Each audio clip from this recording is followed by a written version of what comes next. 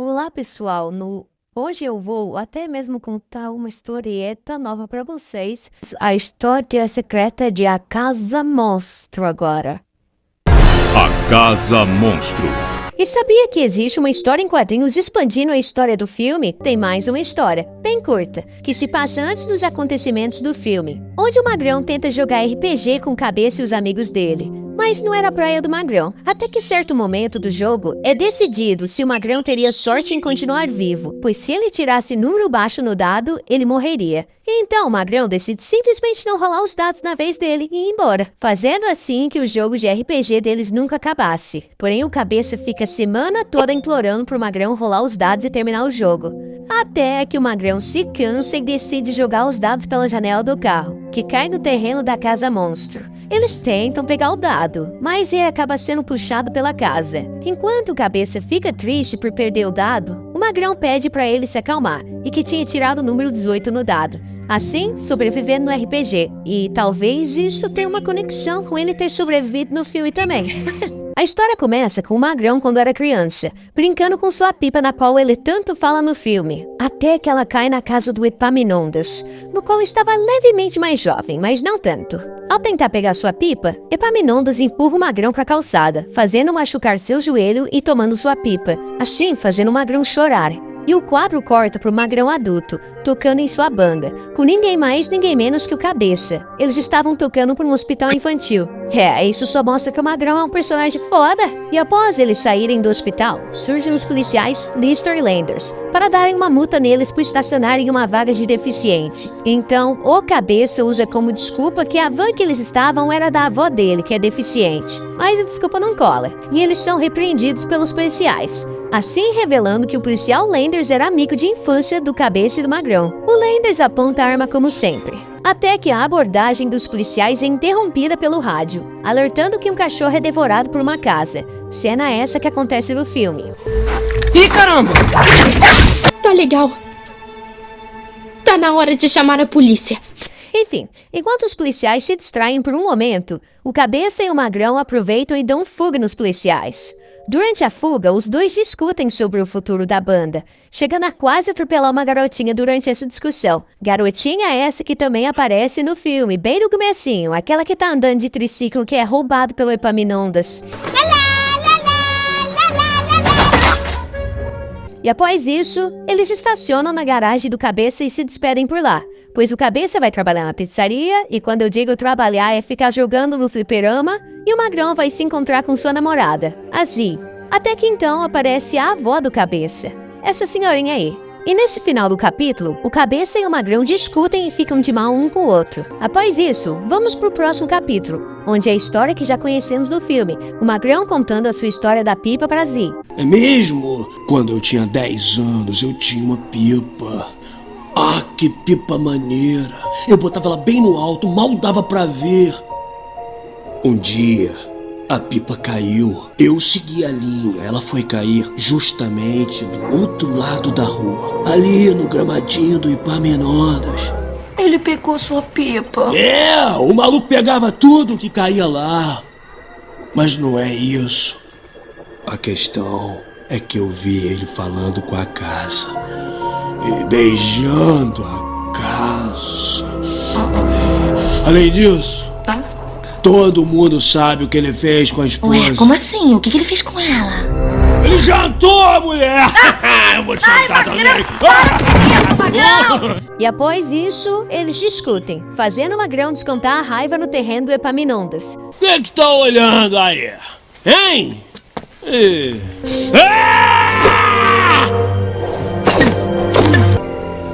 Tu tá morto mesmo, né? Eu tô no teu gramado, Epaminondas! Tu não é nada! Tu não é nada, otário! Minha pipa maneira. Até ele ser atraído pela sua pipa da infância. Quando ele é engolido, ele passa por todas as tubulações da casa enquanto grita. Enquanto isso, é mostrado o Cabeça trabalhando na pizzaria, dizendo que ele está com um mau pressentimento de algo. Mas ele se distrai e queima a mão com a pizza. Voltando ao magrão na casa, ele cai no que seria o estômago da casa. E nesse momento, ele encontra vários cadáveres. Esse é um momento realmente bem sombrio para a obra, por se tratar de um terror mais infantil. Mas o magrão acha isso, como podemos dizer isso para o português? Sinistro. Sinistro. Ele acaba adormecendo dentro da casa e só acorda no dia seguinte, onde ele já não quer ficar mais lá, até que ele se depara com a pilha de brinquedos roubados pelo Epaminondas. A Pipa estava no topo, onde ele escala até alcançar ela e se lembrar da infância. Então, no próximo capítulo, nos é mostrado há 20 anos atrás, momentos depois que o magrão teve sua pipa roubada. Ele está chorando. Também nos é mostrado a Zee quando era criança, sendo uma personagem caótica. Quando ela percebe que o magrão está triste, ela tenta acalmar ele, mas ele a empurra enquanto continua chorando. A Zee já amava ele cegamente nessa época. Então, nos é mostrado o Cabeça quando era criança, admirando uma foto da Zee. Até que o magrão chega contando o que havia acontecido e querendo armar uma vingança contra o Epaminondas. Nisso, o magrão, que era um garoto educado, certinho, começa a sentir um espírito de rebeldia e começa a cantar junto com o Cabeça, dando início na banda da dupla. Naquela noite, os dois se equipam para invadir a casa do Epaminondas e recuperar a pipa. Até que eles são surpreendidos pelo Landers criança, que questionam o que eles estavam fazendo. Mas aí então aparece o policial Lister, que tem esse bigodão. Ele repreende os moleques e diz para todos irem para casa. E o Lister fica assustado e foge para casa, exceto o Cabeça e o magrão, que vão para a casa do Epaminondas. E dentro da casa, o Epaminondas está discutindo com a Constância, dizendo que cedo ou tarde as pessoas iriam descobrir que a casa tinha vida. O Epaminondas chega a dizer que a casa é a fonte de toda a dor na vida dele durante seus insultos. Isso é realmente triste vendo por essa perspectiva, porque o Epaminondas ele fingiu ser uma pessoa má esse tempo todo só para proteger as crianças. E bem, durante os insultos do Epaminondas, a casa então retribui os seus insultos, atacando ele, seja fazendo ele escorregar ou acertar alguma parte da madeira nele.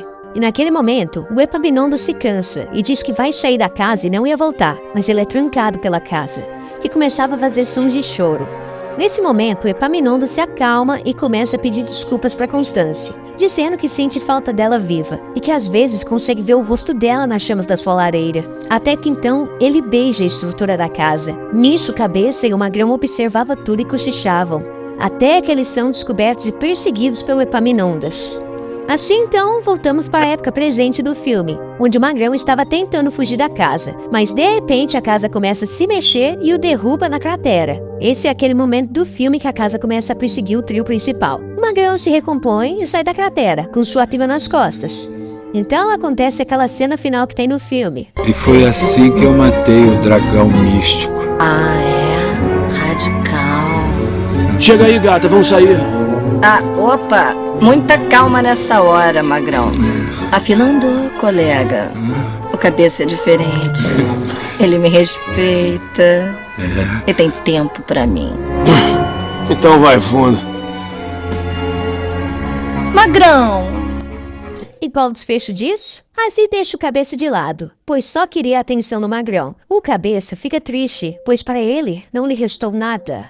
Eu me senti muito foda escrevendo isso. Até que o magrão se desculpa pela discussão que eles tiveram e o convida para tocarem juntos na banda de novo. E onde eles iriam tocar? Em uma clínica para surdos. Assim a história se finaliza, deixando em aberto que o magrão e o Cabeça seguiram com sua banda. Agora eu contarei pra vocês a morte do Pica-Pau, o episódio cancelado. E agora prestem muita atenção, pois essa história realmente aconteceu e o criador dele ainda mantém muito secreto. O episódio O Afanador de Gasolina, do Pica-Pau, é o último episódio da fase Pica-Pau Biruta. Depois dele, começou a fase do Pica-Pau mais light, mais fofinho. O motivo dessa mudança foi a pressão que muitos pais dos Estados Unidos fizeram sobre os estúdios Universal. O Pica-Pau Biruta era considerado uma apologia às drogas, além de ter provocado inúmeros casos de pesadelos entre as crianças.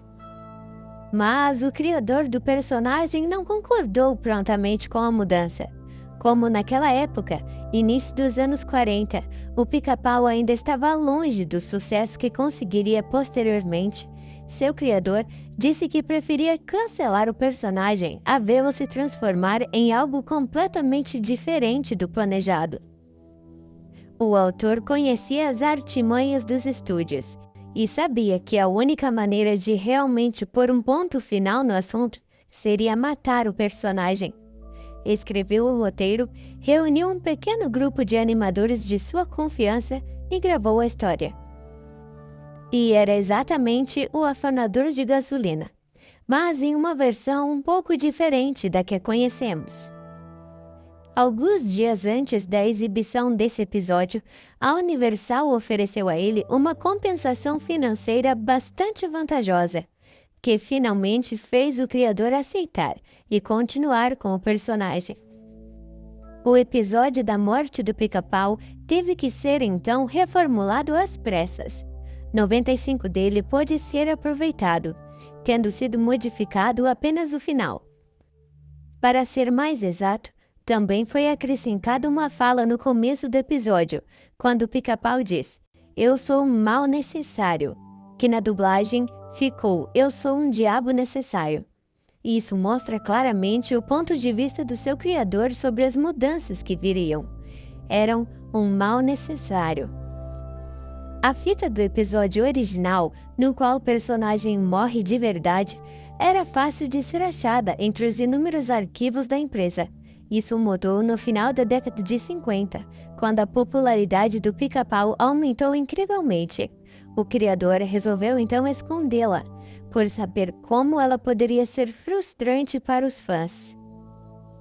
Em meados dos anos 90, um grupo de estagiários foi convocado para vasculhar os antigos arquivos dos estúdios. O objetivo era achar algumas animações raras e fazer um VHS comemorativo com elas. Uma das fitas encontradas foi a do episódio cancelado. Após assistirem, 6 dos estagiários pediram o desligamento do projeto, assustados e decepcionados com o que viram. Os outros a encaminharam para o coordenador, que imediatamente guardou a fita para si e pediu que todos esquecessem aquela bobagem. Não se sabe o que ele fez com ela. Mas o coordenador não sabia que um dos estagiários havia dado um jeito de gravar uma cópia precária do episódio, filmando a tela do monitor com uma câmera amadora. A gravação foi digitalizada e chegou a ser divulgada na internet. Contudo, a rede mundial ainda não tinha a agilidade de repercussão de hoje, e a empresa conseguiu com êxito estancar a circulação do vídeo.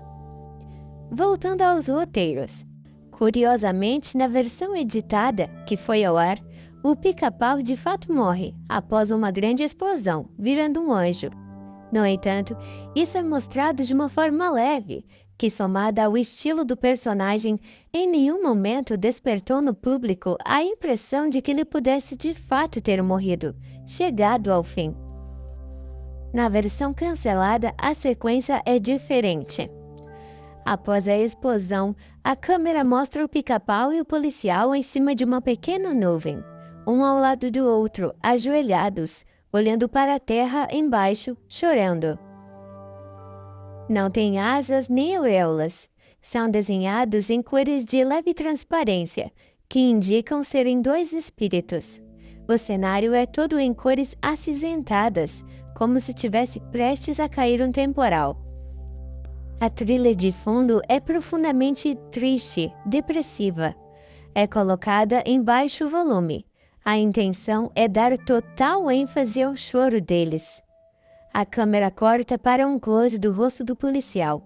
As mãos estão na cabeça, arrancando em desespero pedaços de pele. Seu choro é realmente sofrido, de uma veracidade perturbadora. Corta a imagem para a terra, onde se vê o corpo do policial em pedaços, como um brinquedo desmontado. Todos os membros e a cabeça estão separados do tronco. Não há sangue ou vísceras, mas isso não alivia o impacto da cena. Corta para a cabeça. A boca está entreaberta. Dela escorre um pequeno filete de saliva. Os olhos bem regalados. tem as pupilas muito pequenas, sem brilho, fitando o vazio. Volta para a imagem dos dois chorando na nuvem. Ela dura exatos 6 segundos. E corta para um close do rosto do espírito do Pica-Pau. Seu choro não é apenas perturbador, mas parece ser um desesperado ataque de alguém que está perdendo a sanidade mental. Nada mais apropriado para um biruta. Outro ponto que chama a atenção é que a voz do choro parece ter sido feita por outra pessoa, e não o dublador original do personagem. Especula-se fortemente que seria a voz do próprio criador. Essa hipótese, embora forte e coerente, nunca foi confirmada. Corta para o corpo do Pica-Pau, que também está em pedaços. Em seguida, mostram a cabeça em close. Seu bico está aberto, faltando um pedaço da ponta e com a língua para fora. Os olhos arregalados mostravam as pupilas grandes como sempre, mas com uma diferença fundamental. As íris, em vez de verdes como costumavam ser, estavam totalmente negras. Diminui aos poucos o volume da música triste, até desaparecer. Escuta-se apenas o choro do Pica-Pau, acompanhando a imagem da cabeça. A tela vai escurecendo até ficar completamente preta, ainda se escutando o choro do espírito. E então aparece o fim. Cérebros. Eu preciso de cérebros. E agora nós vamos para a terceira historieta, que é chamada Brad Comeu Até Explodir. E agora se preparem, pois essa história realmente aconteceu comigo, pessoal. Então, vejam. O homem enorme era o meu pior cliente. Você podia sentir o cheiro dele entrar antes de vê-lo. Ele tinha quase 2 metros de altura e seu peso era de pelo menos 180 quilos. O cara tinha um cheiro distinto, algo como canela e cabelo queimado. Eu não achava problema sua aparência ou odor, mas o que eu mais odiava no cliente Brad é porque a forma que ele comia pizza parecia que ele estava indo para a guerra. Brad acomodava seu corpo em uma mesa do canto, e então pedia a nossa maior pizza só para começar. Esse era o seu aperitivo. Ele costumava pedir o nosso menu quente pronto. Se um item em particular chamasse sua atenção naquele dia, ele pediria o dobro. Sua pausa no meio da refeição foi o pedido triplo de pão louco, um pedido de asinhas fritas, e tudo isso foi regado com litros de Pepsi Diet. A maneira como Brad comia deixava as crianças aterrorizadas, e todo mundo se retirava do local. Ele comia aquelas pizzas com tanto desespero que parecia que o mundo ia acabar. Bolhas de molho e pedaços de crosta voavam em todas as direções quando Brad mastigava. Foi como se alguém tivesse disparado uma granada dentro de uma lasanha. Sua camisa, bochechas e mesa estavam respingadas antes que ele tivesse comido a metade da rodada de pizza. Qualquer um sentado a menos de 3 metros de Brad corria o risco de ser atingido por destroços. E os sons que ele fazia quando comia, eu ainda tenho pesadelos com aqueles sons de sucção, mastigação, gorgolejo e gemidos. Ninguém mais queria atender o Brad quando ele visitava o nosso Little Caesars. Então, como gerente, esse dever geralmente recaía sobre mim. Toleramos Brad, assustando nossos clientes porque realmente não havia uma razão legal para bani-lo. Isto é, até uma manhã de janeiro, quando Brad entrou no restaurante segurando um pequeno cooler. Sentou-se em seu lugar habitual no canto e pediu todas as pizzas de queijo que tínhamos na cozinha. Brad, nós temos cerca de 80 pizzas esfriando lá atrás. Quantas pizzas você quer? 80 é um bom começo, mas você precisa mantê-las chegando. Estou com apetite hoje. O que há neste cooler? Brad sorriu e seus dentes eram horríveis. Apenas algumas coberturas que eu trouxe de casa. Nós não permitimos isso aqui. Preciso registrar outra reclamação do escritório principal da Little Caesars. seja o que for, não faça bagunça, por favor. Brad levantou o cooler, colocou em cima da mesa e começou a cutucar o que estava dentro, enquanto eu voltava para a cozinha para fazer o seu pedido. Quando voltei com a Pepsi Diet e a primeira pizza dele, eu quase engasguei quando o cheiro daquele cooler me atingiu. Dentro da caixa havia vários sacos plásticos e muito gelo. Esses sacos que estavam no cooler estavam manchados com fluido espesso e rosado e continham pedaços cinzas do que eu presumi ser carne. O que quer que fosse cheirava como se estivesse estragado. Você não pode comer isso aqui, eu disse, colocando o pedido dele em sua mesa. A comida no seu cooler está estragada. Ele apenas sorriu para mim e enfiou uma das gotas cinzentas na boca e depois lambeu o fluido rosado do queixo. Eu recuei antes que meu estômago virasse. O resto da equipe e eu nos mantemos na cozinha o máximo de tempo possível. A cada poucos minutos eu corria com outra pizza, como se estivesse atravessando um campo de batalha evitando tiros de canhão. As coberturas podres de Brad e o estilo de comer nojento dele, ai meu Deus, assustaram a maioria dos clientes imediatamente. Uma família corajosa tentou resistir, sentada no outro lado do salão, mas Brad acabou engasgando com uma fatia de pizza e depois tossiu. O chumaço de massa e catarro caiu sobre todas as mesas e respingou na família. Brad começou a sorrir, borrifando mais comida. Isso foi demais. Fui até a mesa de Brad quando a família saiu enjoada. Cara, a partir de hoje você está proibido de entrar aqui, eu gritei, mas ele continuou comendo. Mas eu não terminei. Termine e coma o que quiser, mas saiba que você está banido. Após você sair daqui, você nunca mais vai entrar neste estabelecimento. Ele deu de ombros e jogou seu copo vazio em mim. Vai, recarregue. Aquele homem continuou comendo por horas. Eu nunca ouvi comer pizzas, asinhas fritas e pão como ele fez naquele dia. Em um momento, ele se curvou e eu pensei que finalmente ele tinha terminado.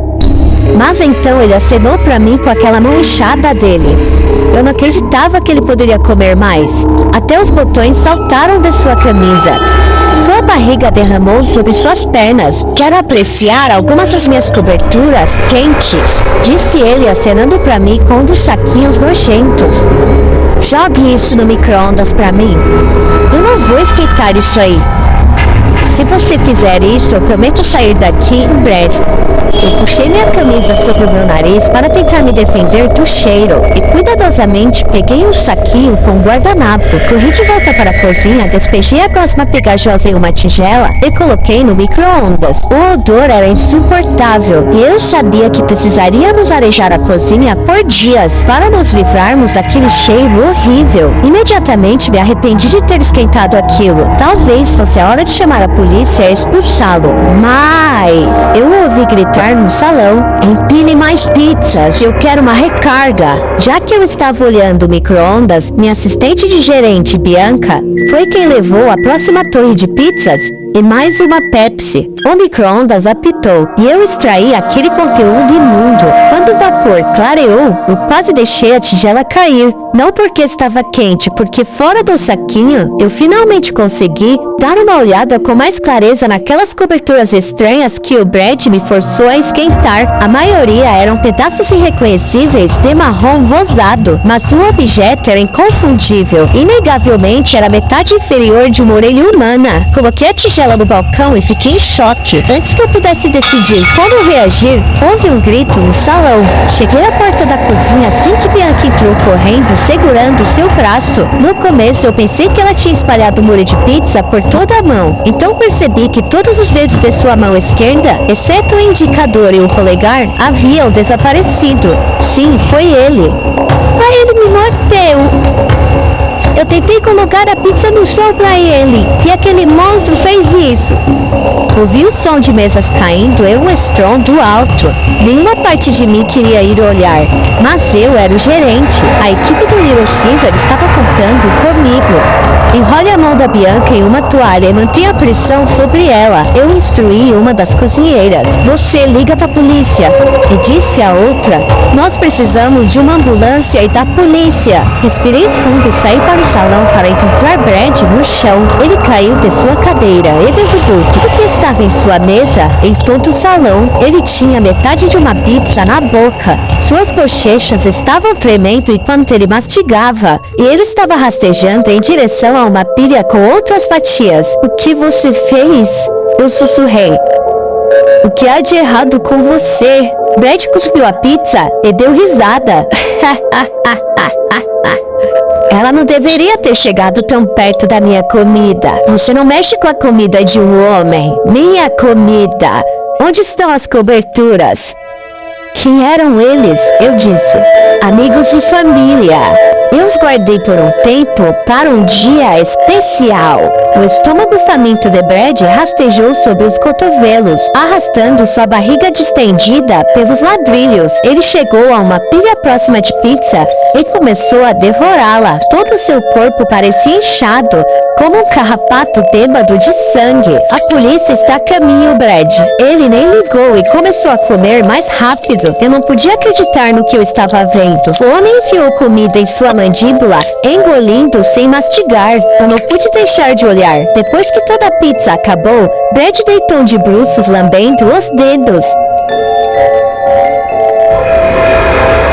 Mas ele exigiu. Não! Mas... Para alguém tão grande, Brad rastejou rápido. Ele veio até mim puxando seu corpo, junto com as unhas ensanguentadas. Eu corri tropeçando em uma mesa e caindo no chão. Houve um puxão no meu pé. Brad tinha uma mão em volta do meu tornozelo. Ele me arrastou em sua direção, e eu, por reflexo, acabei chutando ele. Quando eu o chutei, eu ouvi um estalo. Ele se afastou e seu nariz quebrou. Eu disse mais. Ele rosnou isso, inclinando-se sobre a mesa, tentando se levantar, mas a mesa não aguentou seu peso. O suporte rachou quando ele estava no meio do caminho. E Brad bateu o estômago no chão primeiro. Eu escutei um som horrível de rasgo e vi os olhos do Brad ficarem brancos. Ele tentou levantar novamente, mas algo estava errado. Quando ele ficou de quatro, ficou claro que seu corpo finalmente ia explodir com a pressão e a força da queda. O que eu vi foi horrível. Eu vi intestinos roxos e pizzas não digeridas. Tudo derramando, formando uma pilha no chão. Tanta fome. Brad sussurrou isso e depois desmaiou. Eles tiveram que trazer uma equipe profissional de limpeza de desastres para descartar o corpo e limpar a bagunça. Tivemos que fechar o restaurante por 48 horas. Até hoje, a última refeição de Brad continua sendo o segundo ou terceiro pior turno que já tive gerenciando o Little Caesars. É isso aí, pessoal. Essas foram as historietas que eu contei pra vocês. Se gostaram, deixe o like, se inscreva no canal e compartilhe um episódio. Bom, agora eu precisarei ir. Mas até as próximas historietas, galera. Espero que se divirtam muito. Tchau!